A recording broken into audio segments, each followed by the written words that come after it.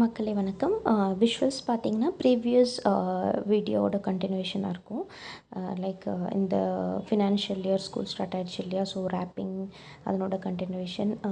பையன் வந்து இப்போ தான் ரொம்ப கொஞ்சம் நம்ம அவசர அவசரமாக வேலை செய்யும்போது அப்புறம் அவனுக்கு வந்து சொல்லி பார்த்தேன்.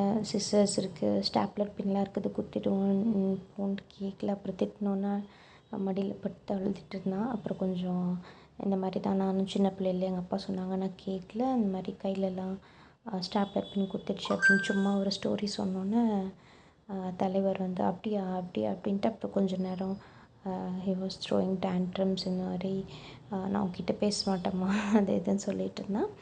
அப்புறம் இவென்ச்சுவலி அப்போ நான் உன் ஸ்டோரி சொல்லுமா, நீ இந்த மாதிரி தான் நாட்டியாக இருந்தியம்மா, அந்த மாதிரி பண்ணியம்மா, அம்பு தாத்தா என்னம்மா சொன்னாங்க அப்படி இப்படின்ட்டு கேட்டுட்டு இருந்தான்.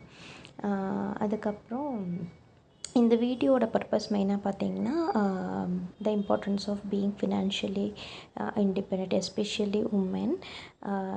நான் வந்து எப்படி ஸ்டாக் மார்க்கெட்டில் வந்து இன்வெஸ்ட் பண்ணேன். பிகாஸ் மோஸ்ட்லி வந்து நான் I like to take calculated risks.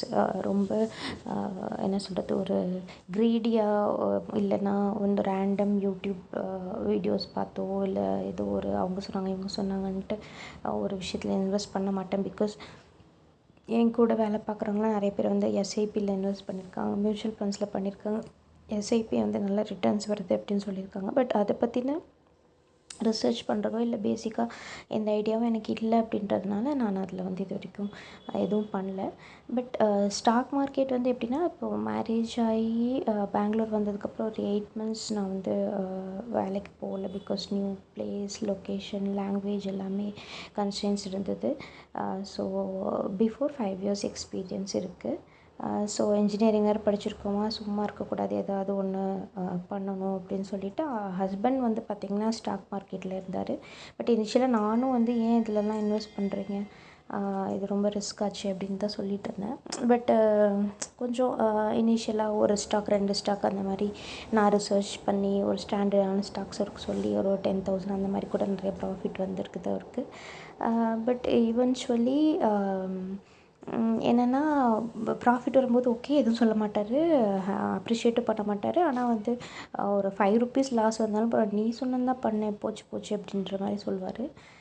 So அதான் நினச்சேன், இது என்னது நல்லது பண்ண போய் கெட்ட பேர் எதுக்கு, நம்மளே பண்ணலாமே.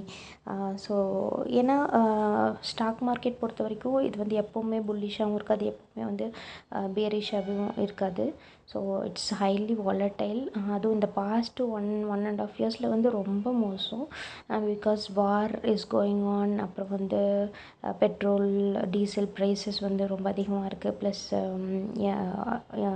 டாலருக்கு நிகரான இந்திய ரூபாயின் மதிப்பு ரொம்ப கம்மியாயிட்டே போகுது. லைக் ஆல்மோஸ்ட் 100 தாண்டி போகும் அப்படின்னு சொல்கிறாங்க. ஸோ கோல்டு உங்களுக்கு தெரியும், ஸோ எவ்வளோ வாலடைலாக இருக்குது உங்களுக்கே தெரியும், ஃப்ளக்சுவேஷன்ஸ் எப்படி இருந்ததுன்னு. ஸோ இது வந்து அவ்வளோ, அதுவும் அதுக்கு முன்னாடி 2019-18 எல்லாமே இந்த கோவிட். ஸோ அப்பயும் ரொம்ப வாலடைலாக ரொம்ப பியரிஷ் ஆகிட்டு அப்போ தான் கொஞ்சம் நல்லா வர ஆரம்பிச்சிச்சு. ஸோ அகெயின் இதில் வந்து நான் ஸ்டாக்ஸ் எதுவுமே சஜஸ்ட் பண்ணல. But how I entered in to this, அதனால் என்னோடய போர்ட்ஃபோலியோ வேல்யூ என்ன எது அப்படின்றத நான் சொல்கிறேன். அவர் அப்போது வந்து ஒரு 1 lakh கிட்ட இன்வெஸ்ட் பண்ணியிருந்தார். லைக் ஒரு 4 years பேக் சொல்கிறேன், 4-5 years பேக் சொல்கிறேன். ஸோ அந்த சேம் இயரே வந்து நானும் வந்து ஸ்டார்ட் பண்ணிட்டேன். But I started very small. Because இதை பற்றி எதுவுமே தெரியாது, இனிஷியலாக ஸ்டார்ட் பண்ணுறோம். அதனால் ரொம்ப சேஃபான ஒரு நல்ல ரிசர்ச் பண்ணிவிட்டு அந்த மாதிரி சின்ன சின்ன அமௌண்ட்டை லைக் 500, 1000 அந்த மாதிரி என்னோட சேலரி அமௌண்ட்டில், நானும் பெருசாக அவ்வளோ அதிகமாக ஏர்ன் பண்ணல இனிஷியலாக ஸ்டார்ட் பண்ணும்போது. ஸோ அந்த மாதிரி தான் பண்ண ஆரம்பித்தேன். ஸோ அதிகபட்சம் 1,30,000 மேலே என்னோடய போர்ட்ஃபோலியோ இருந்ததில்லை. ஒரு பாயிண்ட்டுக்கு அப்புறம் ஒரு ப்ராஃபிட் வந்ததுக்கப்புறம் அந்த ப்ராஃபிட்டை தான் நான் வந்து ஸ்டாக் மார்க்கெட்டில் இன்வெஸ்ட் பண்ணினே தவிர அடிஷ்னலாக என்னோடய பேங்க் அக்கௌண்ட்டோ இல்லை சேவிங்ஸ்லேருந்தோ நான் வந்து அந்த மணியை இன்வெஸ்ட் பண்ணல. பிகாஸ் ஏன்னா இதுலேருந்து வந்தது போனால் இதிலே போட்டோம், so we should not feel அப்படின்ட்டு. இது வந்து ஒரு சைக்கலாஜிக்கல் ப்ளஸ் பேசிக் மேக்ஸு. அந்த சார்ட்டை நீங்கள் பார்த்தீங்கனாலே வந்து உங்களுக்கு ஓரளவுக்கு அண்டர்ஸ்டாண்டிங் வந்துடும்.